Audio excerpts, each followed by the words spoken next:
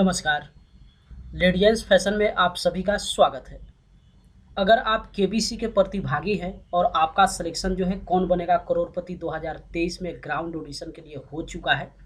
तो आपको ये बात मालूम होगा कि केबीसी का ग्राउंड ऑडिशन आरंभ हो चुका है। देखिए, एक स्क्रीनशॉट हम आपको दिखा रहे हैं।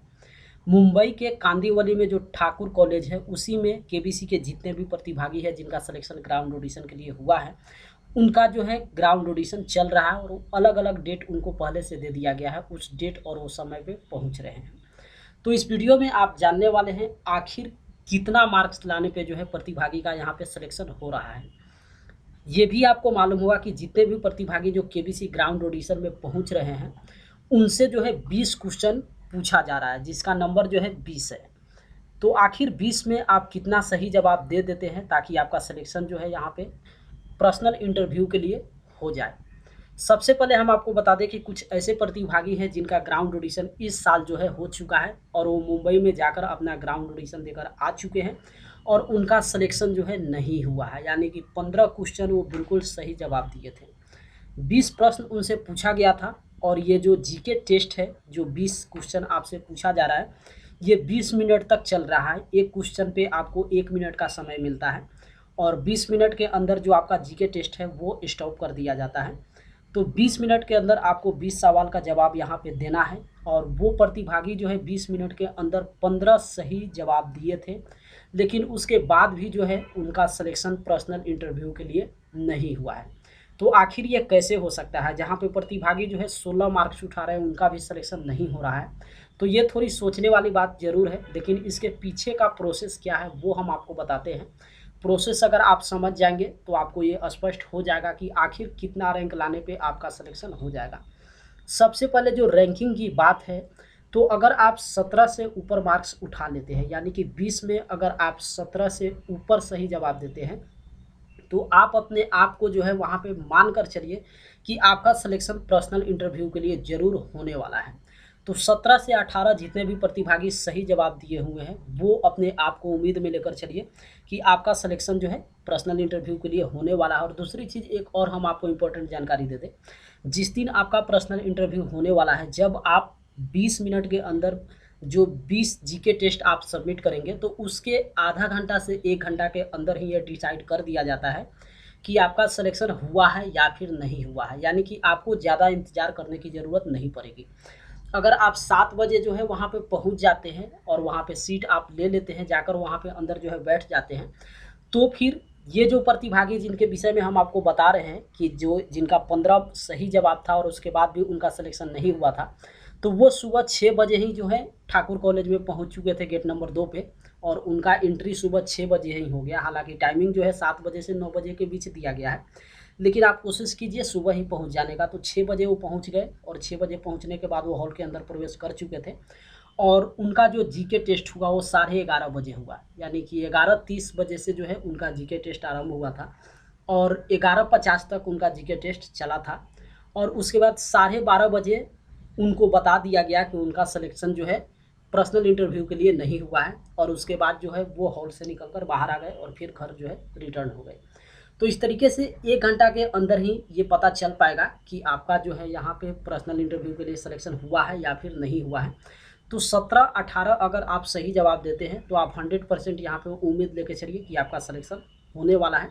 और अगर आपका सिलेक्शन जो है यहाँ पे पर्सनल इंटरव्यू के लिए हो जाएगा, तो वहाँ पर भी ज़्यादा से ज़्यादा जो है 1 घंटा आपको और इंतज़ार करना पड़ेगा। टाइमिंग जो भी आपको दिया जाए उसी टाइमिंग पे जो है पर्सनल इंटरव्यू आपको देना है। तो वो उस पे हम एक सेपरेट वीडियो बनाने वाले हैं और इसी चैनल पे अपलोड कर देंगे कि जो प्रतिभागी पर्सनल इंटरव्यू देने मुंबई जा रहे हैं उनको कितना समय वहाँ पे लगने वाला है या फिर कितना दिन उनको होल्ड करना पड़ेगा।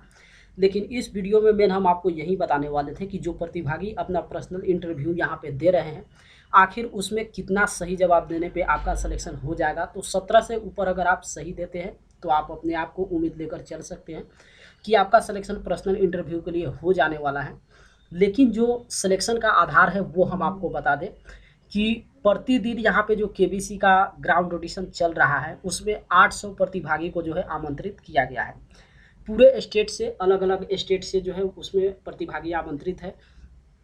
और वो 800 प्रतिभागी जो है एक दिन में अपना पर्सनल इंटरव्यू वहाँ पे जो ग्राउंड ऑडिशन है, जीके टेस्ट की बात करें या फिर पर्सनल इंटरव्यू की बात करें, वो सबमिट कर रहे हैं। तो अगर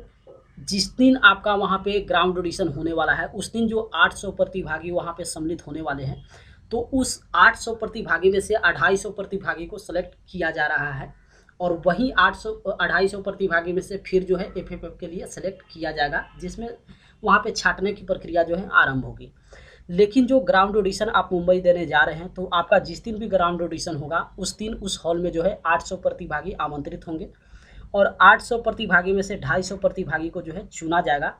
लेकिन वो जो 250 प्रतिभागी वही होंगे जो टॉप स्कोरर होंगे। आप लोग इस बात को जानते हैं कि जब आप केबीसी में रजिस्ट्रेशन आप सबमिट करते हैं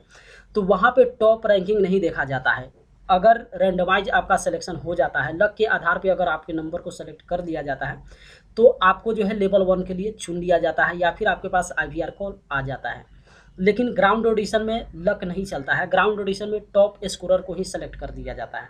तो आप सोचिए, अगर 800 प्रतिभागी अपना ग्राउंड ऑडिशन दे रहे हैं और उसमें जो 250 प्रतिभागी चुने जा रहे हैं, अगर वो 250 प्रतिभागी 18 प्लस वाले हैं, यानी कि वो सभी के सभी 18 से सही जवाब ज़्यादा दिए हैं, तो जाहिर सी बात है 17 वाले को सेलेक्ट नहीं किया जाएगा। तो टॉप स्कोरर वहाँ पे जो है फाइंड किया जाता है। तो 800 प्रतिभागी में से जितने भी 250 टॉप स्कोरर वाले लोग होंगे उन्हीं को सेलेक्ट किया जाएगा। तो अब आप सोच सकते हैं कि 20 में से जहाँ पे 15 सही जवाब दिए थे उनका अगर सिलेक्शन नहीं हुआ है तो उस जगह पे, और ये भी नहीं कहेंगे कि आपका सिलेक्शन 15 पे नहीं होगा, हो सकता है जिस दिन आप ग्राउंड ऑडिशन देंगे और टॉप स्कोरर जो है 13 पर भी आपको सेलेक्ट कर लिया जाए। तो ये भी आप अपने माइंड में सेट मत कीजिएगा कि 15 जो है अगर सही जवाब होगा तो मेरा सिलेक्शन नहीं होगा। ये हम आपको पहले ही बताए हैं कि जिस दिन आप अपना ग्राउंड ऑडिशन देंगे हो सकता है उसमें टॉप स्कोरर जो है 13 वाले ही हों, 13 वाले भी जो है 250 में सेलेक्ट कर लिए जाए। तो ये सब उस दिन आपके ग्राउंड ऑडिशन पे डिपेंड करता है, कैसे प्रतिभागी जो है उसमें आमंत्रित हुए हैं, टॉप स्कोरर कितने वहाँ पे आते हैं, तो उसके ऊपर ये जो है सारा डिपेंड करता है। लेकिन एक चीज़ अपने माइंड में ज़रूर आप सेट कर लीजिए कि अगर आप सेलेक्ट होना चाहते हैं तो अपने माइंड को आप टारगेट कीजिए कि 20 क्वेश्चन जहाँ 20 मिनट में आपको जवाब देना है, तो अगर 20 मिनट में आप 17 से ऊपर सही जवाब देने की कोशिश कीजिए। 17 अगर आप सही जवाब दे देते हैं तो 100 नहीं, आप 110% आप ये उम्मीद लेकर चलिए